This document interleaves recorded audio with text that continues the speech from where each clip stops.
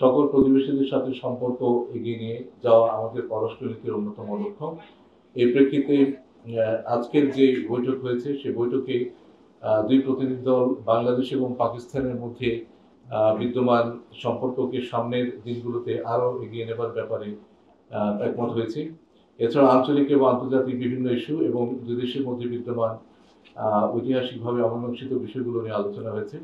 আমরা পাকিস্তানের সাথে অর্থনৈতিক ও বাণিজ্যিক সম্পর্ক উপর জোর দিয়েছি। পাকিস্তানের বাজারে বাংলাদেশের পণ্যের রপ্তানি বাড়াতে, বাজারে প্রবেশের সুযোগ বৃদ্ধি, বাণিজ্য প্রক্রিয়া সহযোগীকরণ এবং শুল্ক বাধা দূরীকরণ ও বাংলাদেশে পাকিস্তানের বিনিয়োগ বৃদ্ধিকরণের জন্য তাদেরকে আমরা আহ্বান জানিয়েছি। কৃষি, মৎস্য ও প্রাণী সম্পদ খাতে সহযোগিতা বৃদ্ধির জন্য আলোচনা হয়েছে, যাতে প্রযুক্তি, উন্নত প্রজাতি এবং অভিজ্ঞতা বিনিময়ের মাধ্যমে উৎপাদন বৃদ্ধি করা যায়। এছাড়া জলবায়ু পরিবর্তন মোকাবেলা ও বন্যা প্রতিরোধে দুই দেশের অভিজ্ঞতা বিনিময়ের উপরও জোর দেওয়া হয়।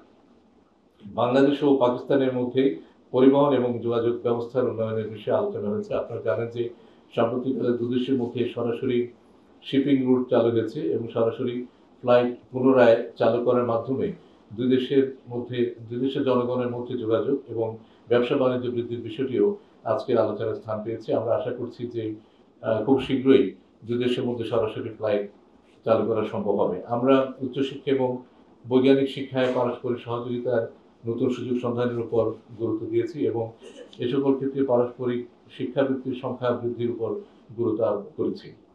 পাশাপাশি সংস্কৃতি ও ক্রীড়ার ক্ষেত্রে সম্পর্ক জোরদার করার প্রয়োজনীয়তার কথাও আলোচনা এসেছে। দুই দেশের শিল্পী, চিত্রশিল্পী, সঙ্গীত শিল্পী, লেখক ও শিক্ষাবিদদের সফরের মাধ্যমে সাংস্কৃতিক বিনিময়কে উভয় পক্ষ থেকে উৎসাহিত করা হয়েছে। এছাড়া আমি পাকিস্তানের সাথে আগে যেমনটা বলেছি বিদ্যমান ঐতিহাসিকভাবে অমীমাংসিত বিষয়গুলো উত্থাপন করেছি, যেমন আটকে পড়া পাকিস্তানিদের প্রত্যাবাসন, অভিযোজিত সম্পদে বাংলাদেশের ন্যায্য হিস্সা প্রদান, 1970 সালের ঘূর্ণিঝড়ে ক্ষতিগ্রস্তদের জন্য প্রেরিত বিদেশি সাহায্যের অর্থ হস্তান্তর এবং 1971 সালে পাকিস্তানের তৎকালীন সশস্ত্র বাহিনী কর্তৃক সংঘটিত গণহত্যার জন্য আনুষ্ঠানিকভাবে ক্ষমা চাওয়া। আমরা বলেছি দক্ষিণ এশিয়া বাংলাদেশের বন্ধু প্রতিবেশী দেশ হিসেবে আমরা পাকিস্তানের সাথে বিদ্যমান ঐতিহাসিকভাবে যে অমীমাংসিত সমস্যাগুলো আছে সেগুলো দ্রুততম সময়ের মধ্যে নিষ্পত্তির মাধ্যমে একটি মজবুত, কল্যাণমুখী এবং ফরওয়ার্ড-লুকিং সম্পর্ক গড়ে তোলার জন্য পাকিস্তানের সহযোগিতা চেয়েছি এবং এ লক্ষ্যে আমরা একযোগে কাজ করার উপরও গুরুত্ব দিয়েছি। আমরা সার্কের আওতায় সহযোগিতার গুরুত্ব তুলে ধরে এর পুনরুজ্জীবনের আহ্বান জানিয়েছি, যাতে দক্ষিণ এশিয়ায় আঞ্চলিক সহযোগিতা, স্থিতিশীলতা এবং উন্নয়নকে এগিয়ে নেওয়া যায়। আমরা ওআইসি সনদের উদ্দেশ্য বাস্তবায়নে বাংলাদেশের প্রতিশ্রুতি এবং মুসলিম উম্মাহর স্বার্থে কাজ করার ব্যাপারে বাংলাদেশের অঙ্গীকার পুনর্ব্যক্ত করেছি। মধ্যপ্রাচ্যের পরিস্থিতি নিয়ে আলোচনায় দুদেশি গাজা উপত্যকায় ইসরায়েলি দখলদার বাহিনী দ্বারা সংঘটিত গণহত্যা ও চরম মানবাধিকার লঙ্ঘনের নিন্দা জানিয়েছি। আমি জোরপূর্বক বাস্তুচ্যুত মিয়ানমারের নাগরিকদের মিয়ানমারে তাদের মাতৃভূমিতে প্রত্যাবর্তনের লক্ষ্যে পাকিস্তানের সমর্থন কামনা করেছি। আমি শুরুতে বলেছি যে পররাষ্ট্র সচিব পর্যায়ের এই যে বৈঠক, এটি একটি ধারাবাহিক প্রক্রিয়া। সেই প্রেক্ষিতে উভয় দেশের মধ্যকার দ্বিপাক্ষিক, আঞ্চলিক এবং বৈশ্বিক পর্যায়ে আমাদের চলমান সহযোগিতামূলক কার্যক্রম সমূহের বিষয়ে আজকের পররাষ্ট্র সচিব পর্যায়ে যে বৈঠক সেখানে যে বিষয়গুলো আলোচিত হয়েছে সেগুলোকে পরবর্তীতে এগিয়ে নিয়ে যাওয়া এবং আমাদের জন্য যে সমস্ত অগ্রাধিকারমূলক ইস্যু আছে সেগুলোকে পারস্পরিক সদিচ্ছা এবং ঐক্যমতের মাধ্যমে সমাধান করতে অবদান রাখবে বলে আমরা মনে করি। আপনাদের সবাইকে এই বিষয়গুলো নিয়ে আলোচনায় ওনারা থাকবেন সামনের বৈঠকে। একটা জিনিস আপনাদের মনে রাখতে হবে যে পাকিস্তানের সাথে আজকে যে বৈঠকটি অনুষ্ঠিত হয়েছে সেটি একটা নিয়মিত বৈঠকে হওয়ার কথা, কিন্তু এই বৈঠকটি সর্বশেষ অনুষ্ঠিত হয়েছিল 2010 সালে। কাজেই এই 2010 সালের পরে এই 1.5 দশক পরে যে প্রথম বৈঠকটি অনুষ্ঠিত হয়েছে সেই বৈঠকে আমরা আশা করি না যে সমস্যাটার সমাধান হয়ে যাবে, কিন্তু তাদের দিক থেকে এই বিষয়ে ভবিষ্যতে আলোচনা করার একটা সদিচ্ছা তারা ব্যক্ত করেছেন।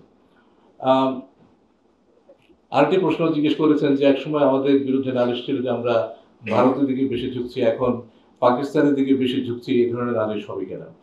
দেখেন, পাকিস্তানের সাথে আমাদের যে সমস্ত ইনস্টিটিউশনাল মেকানিজম আছে, তার মধ্যে পররাষ্ট্র সচিব পর্যায়ের বৈঠক একটি, যা সর্বশেষ অনুষ্ঠিত হয়েছিল 2010 সালে। আরেকটি ইনস্টিটিউশনাল মেকানিজম হচ্ছে জয়েন্ট ইকোনমিক কমিশন, সেটি অনুষ্ঠিত হয়েছিল 2004 সালে, অর্থাৎ 21 বছর আগে, 2 দশকেরও বেশি সময় আগে। আমরা এখন এই যে স্থবির যে সম্পর্ক, সেই সম্পর্কটাকে স্বাভাবিক করার চেষ্টা করছি, এবং সেটা আমরা সম্পূর্ণরূপে আমাদের যে জাতীয় স্বার্থ, সেই জাতীয় স্বার্থের কথা মাথায় রেখেই আমরা করছি। এবং এক্ষেত্রে ঝোঁকার প্রশ্ন যদি বলেন, আমি একটা দুইটা উদাহরণ দিতে পারি যেটা আমাদের জন্য লাভজনক।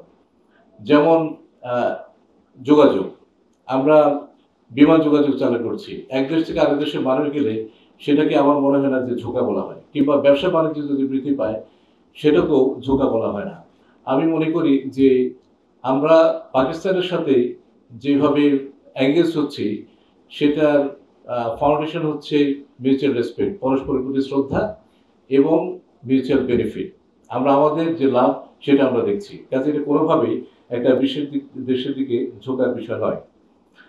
আমার যে পার্সোনালিটি কিংবা এটা কোনো সুদূর প্রসারী প্রভাব আছে কিনা সেটা জিজ্ঞেস করেছেন।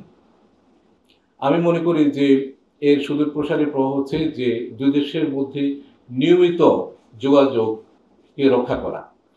যে বৈঠকটি প্রতি বছর হওয়ার কথা, সেই বৈঠকটা যাতে 1.5 দশক পরে না হয়, সেটা যাতে পরবর্তী বছর অনুষ্ঠিত হয়, এবং এটা যদি নিয়মিত যোগাযোগটা থাকে, তাহলে আমরা এই সম্পর্ক থেকে পারস্পরিক লাভবান হতে পারবো। কাজে আমাদের এই মুহূর্তে লক্ষ্য হচ্ছে এই যোগাযোগগুলোকে নিয়মিত করা, এবং এই যোগাযোগের মাধ্যমে পারস্পরিকভাবে লাভজনক যে সমস্ত ক্ষেত্র, জনগণ পর্যায়ে যোগাযোগ, ট্রেড, ইনভেস্টমেন্ট, সমুদ্র পথে যোগাযোগ বা বিমান পথে যোগাযোগ, এই জিনিসগুলোকে এগিয়ে নিয়ে যাওয়া। প্রতিরক্ষা বিষয়ে সাধারণ একটা আলোচনা হয়েছে। আপনারা জানেন যে আমাদের দুই দেশের মধ্যে এই সহযোগিতারা অনেকদিন ধরে বিদ্যমান, এবং আমাদের সামরিক কর্মকর্তারা সে দেশে বিভিন্ন প্রশিক্ষণে যান, এবং তাদের সামরিক কর্মকর্তারা আমাদের এই দেশে প্রশিক্ষণে আসেন। সাম্প্রতিককালে হাই লেভেল ডেলিগেশন পাকিস্তান সফর করেছেন, এবং এই যে যোগাযোগটা, সেই যোগাযোগ নিয়ে এক ধরনের সন্তোষ প্রকাশ করা হয়েছে।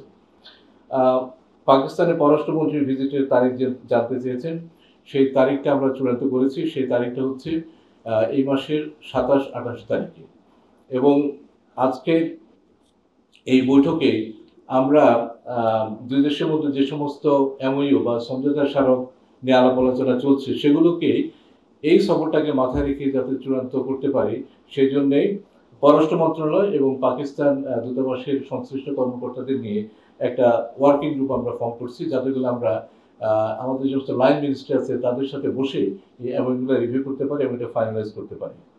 ক্ষতিপূরণের অ্যামাউন্টের কথা আপনি জিজ্ঞেস করেছেন। আমাদের কাছে যে হিসাবটা আছে সেখানে দেখানো আছে যে former deputy chairman of planning commission বাংলাদেশের, তার একটা হিসাব অনুযায়ী 4,000 মিলিয়ন US ডলার, আর আরেকটা হিসেবে বলা আছে 4.32 বিলিয়ন। আমরা আজকে আলোচনায় এই ফিগারটাই বলেছি। এটা একটা। আরেকটা হচ্ছে যে 1970 সালে নভেম্বরে যে ভয়াবহ ঘূর্ণিঝড় হয়, সেখানে বিভিন্ন বিদেশি রাষ্ট্র এবং এজেন্সি 200 মিলিয়ন US ডলার সমপরিমাণ অর্থ দান করেছিল। সেটারও আমরা এই বৈঠকে হিসেবে দিয়েছি। এই প্রসঙ্গটা তোলা উচিত, এবং তুলেছি এটা ন্যায্যতা এবং ঔচিত্যের দিক থেকে। 1 2 নম্বর হচ্ছে, এটা আমরা পাকিস্তানি প্রতিনিধি দলকে বলেছি যে বাংলাদেশের সাথে পাকিস্তানের সম্পর্ক এখন যে জায়গায় দাঁড়িয়েছে, সাম্প্রতিককালে উচ্চ পর্যায়ে যোগাযোগ এবং বিভিন্ন ক্ষেত্রে আমাদের যে সহযোগিতার কারণে, সেটিকে একটা শক্ত ভিত্তির উপর দাঁড় করাতে গেলে আমাদেরকে এই অমীমাংসিত বিষয়গুলো মীমাংসা আসল প্রয়োজন। এবং এটা আমরা একটা শব্দ ব্যবহার করেছিলাম, অনেক সলিড ফাউন্ডেশন। আমরা বলেছি যে একটা খুব মজবুত ভিত্তির উপরে দাঁড় করাতে জন্য এই বিষয়গুলোর মীমাংসা উচিত। এবং আমরা মনে করি পাকিস্তানের সাথে বাংলাদেশের এখন যে সম্পর্ক, এই সময়টাতে এই বিষয়গুলো সমাধান করার জন্য একটা উপযুক্ত সময়।